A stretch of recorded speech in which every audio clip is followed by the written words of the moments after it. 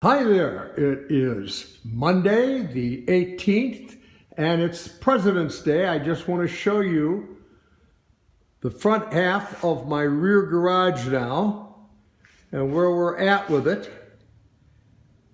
I have been working diligently for the last couple of weeks trying to get this all done. You can see the floor has been done and it's all nice and shiny.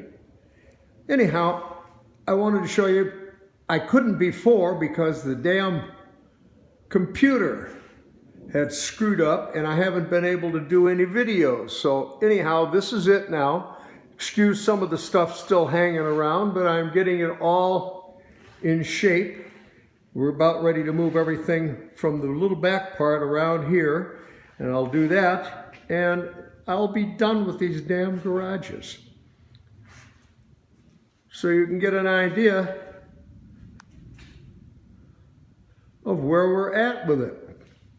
And it's kind of exciting because now I won't be bound up with too much stuff. Just wanted to show you, you can never stop collecting. It's a real pain in the butt, but that's the way it is. Anyway, just to show you what I've been doing and where we're going to be.